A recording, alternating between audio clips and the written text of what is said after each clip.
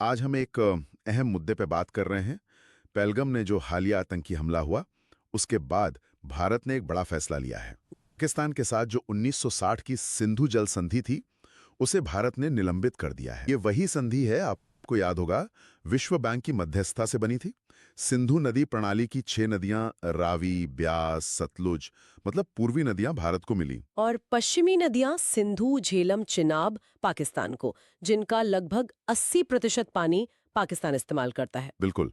और पाकिस्तान की अर्थव्यवस्था, खासकर उनकी खेती, इसी पानी पर बहुत ज्यादा निर्भर है। तो आज हम इसी की गहराई में उतरेंगे कि इस निलंबन का पाकिस्तान की अर्थव्यवस्था पर क्या असर हो सकता है। मेरा पहला सवाल, और शायद सबसे जरूरी सवाल अभी के लिए, क्या इसका मतलब ये है कि भारत ने पाकिस्तान के लिए पानी का नल एकदम से बंद कर दिया है? देखिए, ऐसा तुरंत होना, मतलब एकदम पानी बंद कर देना, ये लगभग नामुमकिन है। अच्छा, क्यों? क्योंकि ये जो पश्चिमी नदियां हैं, सिंधु, झेलम, चिनाब, इनमें पानी का बहाव बहुत ज्यादा होता है, खासकर मॉनसून में और जब बर्फ पिघलती है। हाँ। भारत के पास फिलहाल इतनी बड़ी स्टोरेज कैपेसिटी या ऐसे कोई बड़े बांध या संरचनाएं नहीं है कि वो इस पूरे पानी के बहाव को एकदम से रोक सकें या कहीं और मोड़ सकें। मतलब इंफ्रास्ट्रक्चर ही नहीं है अभी। बिल्कुल।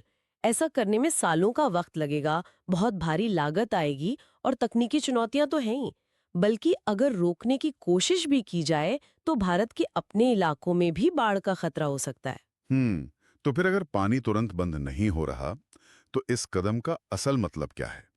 तात्कालिक असर क्या है? देखिए, तात्कालिक असर पानी के बंद होने का नहीं है, बल्कि एक कह सकते हैं अनिश्चितता बढ़ने का है। सदी के रहते भारत पर कुछ पाबंदियां थीं, जैसे पानी रोकने या मोड़ने की सीमाएं या हाइड्रो प्रोजेक्ट के डिजाइन को लेकर नियम।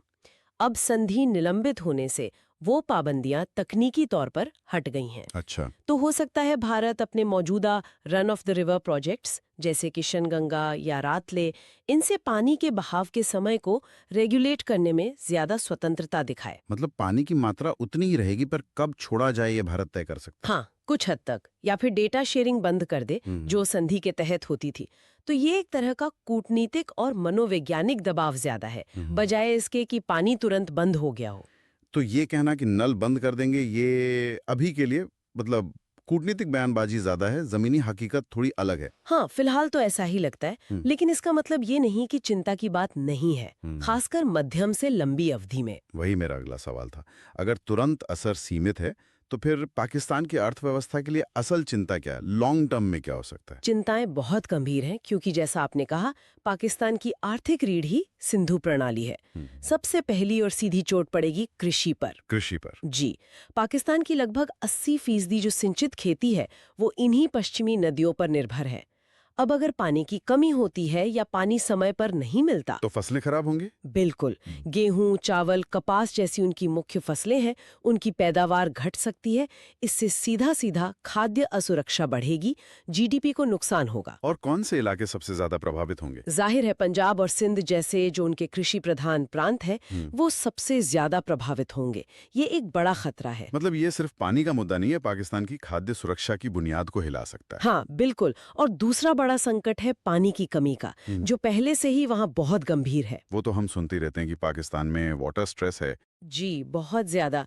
उनकी जो पानी स्टोर करने की क्षमता है, वो दुनिया में सबसे कम में से है। सोचिए, प्रति व्यक्ति सिर्फ 150 क्यूबिक मीटर के आसपास। अमेरिका में ये 5000 से ज्यादा है। सिर्फ 150? हाँ, वो अपने हिस्से का जो सालाना पानी है, उसका सिर्फ 30-32 दिन की जरूरत का ही स्टोर कर पाते हैं। जी, तो संधि निलंबन इस संकट को और गहराएगा।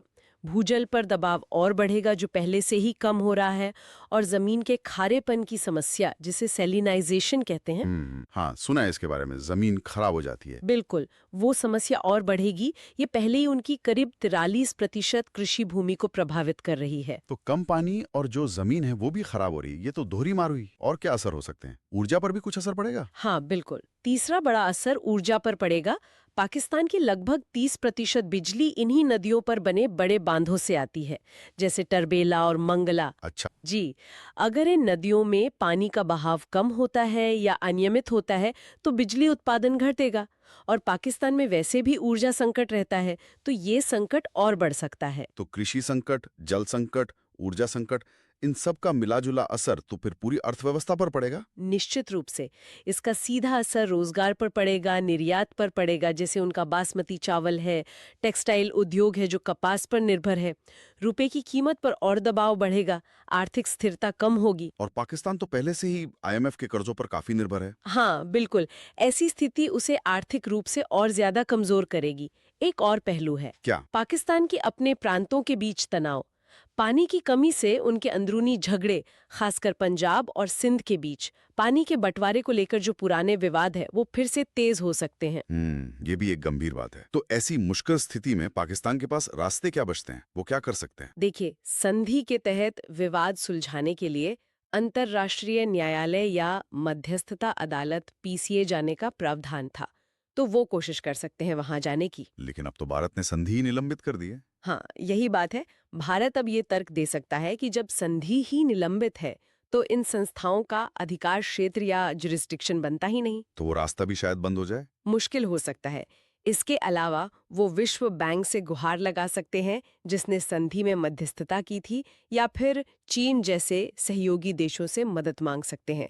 लेकिन सच कहें तो उनकी कमजोर अर्थव्यवस्था और मौजूदा हालात में कूटनीतिक विकल्प बहुत सीमित हो जाते हैं। तो कुल मिलाकर देखें तो सिंधु जल संधि का निलंबन भले ही तुरंत पाकिस्तान का पानी बंद ना करे, लेकिन इसने एक अनिश्चितता का माहौल बना दिया है। जी बिल्कुल। और पाकिस्तान की जो पहले से नाजुक अर्थव्यवस्था है उसके सामने एक बड़ा और लंबे समय तक चलने वाला खतरा खड़ा कर दिया है। कृषि, जल सुरक्षा, ऊर्जा और पूरी आर्थिक स्थिरता सब पर असर पड़ सकता है। हाँ, ये पाकिस्तान के लिए एक बहुत बड़ी चुनौती है। जाते जाते एक सवाल श्रोताओं के लिए सोचने को छोड़ जाते हैं।